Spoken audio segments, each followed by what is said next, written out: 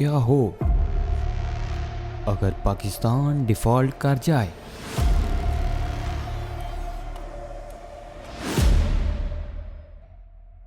प्यारे दोस्तों, अस्सलामुअलैकुम। दोस्तों, आज का हमारा टॉपिक बहुत ही अहम और बहुत ही दिलचस्प है। आज की इस वीडियो में हम बात करेंगे कि कोई मुल्क कर्जे क्यों लेता है, कोई मुल्क डिफ़ॉल्ट क्यों करता है और डिफ़ॉल्ट की सूरत में मुल्क को किन किन मसाइल का सामना करना पड़ता है।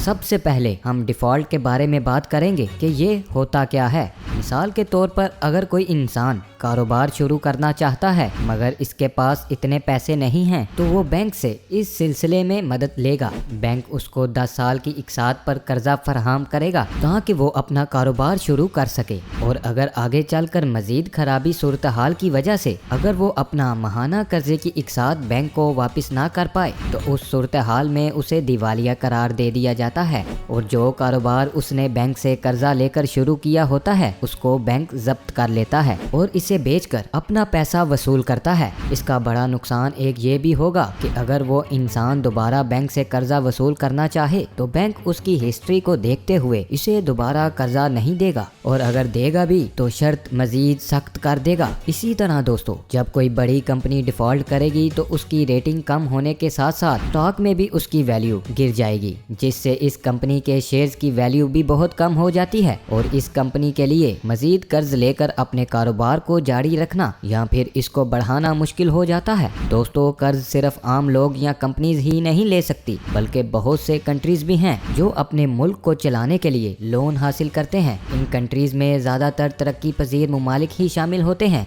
दोस्तों, बहुत सारे तरक्की पजीर ममालिक अपने मुल्क के निज़ाम को चलाने के लिए बैरूनी और अंदरूनी कर्जे हासिल करते हैं। ममालिक अपने लोकल बैंक से भी कर्जा हासिल करते हैं। इसके अलावा इंटरनेशनल लेवल पर ऐसे बैंक भी मौजूद हैं जो तरक्की पजीर ममालिक को इनके ममालिक में कोई बड़ा प्रोजेक्ट शुरू करने के लिए कर्जा फराहम करते हैं। इनमें द वर्ल्ड बैंक और एशिया डेवलपमेंट बैंक भी मौजूद है जो छोटे और तरक्की पजीर ममालिक को कर्जा फराहम करते हैं। इसके अलावा कुछ ममालिक बैरूनी कर्जा हासिल करने के लिए फॉरेन एक्सचेंज बॉन्ड भी जारी करते हैं। इस सिलसिले में हुकूमत गैर मुल्की मार्केट में डॉलर्स इकट्ठा करने के लिए बॉन्ड्स जारी करती है। इसका फायदा हुकूमत को गैर मुल्की करेंसी की शक्ल में मिलता है। इसके अलावा IMF भी इस सिलसिले में ममालिक को कर्जा फराहम करता है। प्यारे दोस्तों, किसी भी मुल्क को कर्ज आसानी से नहीं मिल जाता बल्कि उसको कर्ज लेने के लिए सख्त शराइत मानना होती हैं और कर्ज की वापसी का वक्त भी मुकर्रर किया होता है जिसको फॉलो करना इंतहाई जरूरी होता है। अगर कर्ज लेने वाले ममालिक ऐसा ना कर पाए तो वो डिफ़ॉल्ट या बैंकक्रप्ट हो जाते हैं। दोस्तों, अब बात करते हैं कि किन वजूहात की बिना पर कोई मुल्क डिफ़ॉल्ट करता है। इसकी बड़ी वजह गैर मुल्की कर्जों की अदम अदायगी या इसकी इक़सात की अदायगी में तखीर है। कर्जों का भारी बोझ, करंट अकाउंट असारा,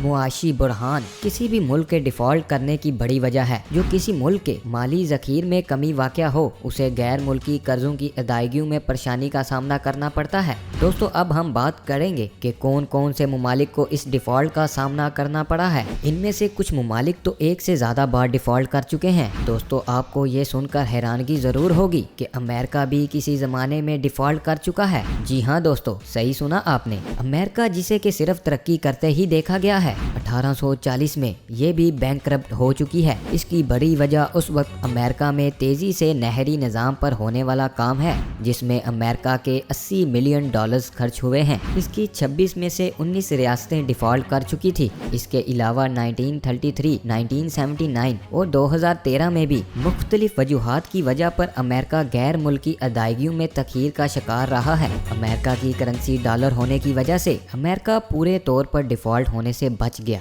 इसके अलावा हाल ही में श्रीलंका की डिफ़ॉल्ट की कहानी सबके सामने है। इससे पहले श्रीलंका हुकूमत 16 दफ़ा डिफ़ॉल्ट से बचने के लिए IMF से मदद हासिल कर चुकी है मगर इस दफ़ा ज़्यादा ख़राब सूरत हाल की वजह से इसे डिफ़ॉल्ट होना पड़ा। इसकी बड़ी वजह 2020 में कोरोना वायरस है जिसने पूरी दुनिया की इकॉनमी को बहुत डिस्टर्ब किया। दोस्तों, ईरान भी 1979 में डिफ़ॉल्ट कर चुका है। इसके अलावा आइसलैंड 2008 में, यूनान 2012 में, लबनान 2020 में, अर्जेंटीना 2008 اور اب ہم بات کریں گے کہ ڈیفالٹ کرنے کی صورت میں ممالک کو کن چیزوں کا سامنا کرنا پڑتا ہے۔ دوستو، ڈیفالٹ کرنے کا سب سے بڑا نقصان یہ ہوتا ہے کہ ملک کی کریڈٹ ریٹنگ بہت کم ہو جاتی ہے، جس سے اس ممالک کے لین دین اور قرضوں کی وجہ سے بہت مشکلات کا سامنا کرنا پڑتا ہے، جو ملکی تجارت پر منفی اثرات ڈالتا ہے، جس سے انٹرسٹ میں اضافہ ہو جاتا ہے، جس کی وجہ سے لوگوں کو نئے کاروبار کرنے کی اجازت نہیں ملتی۔ ڈیفالٹ کرنے والے ملک سے غیر ملکی سرمایہ کار اپنے اثاثات بیچ دیتے ہیں اور ملک چھوڑ جاتے ہیں۔ اس ملک کی کرنسی کی قدر میں بھی کمی ہو جاتی ہے، جس سے ہر چیز میں لوگوں کو مہنگائی کا سامنا کرنا پڑتا ہے۔ اس کے علاوہ لوگ بے یقینی کا شکار ہوتے ہوئے بینک سے اپنا سارا پیسہ نکال لیتے ہیں، جس کی وجہ سے ملک کو بینک کرائسس کا سامنا کرنا پڑتا ہے۔ غربت اور بے روزگاری انتہا تک پہنچ جاتی ہے۔ دوستو، ویسے تو ڈیفالٹ ہو جانا اچھا نہیں سمجھا جاتا، مگر دنیا کی سپر پاورز کو بھی ماضی میں کسی نہ کسی وجہ سے اس صورتحال کا سامنا کرنا پڑا ہے۔ کوئی بھی ملک اس وقت ڈیفالٹ کرتا ہے جب وہ غیر ملکی ادائیگیاں ٹائم پر نہ کر پائے،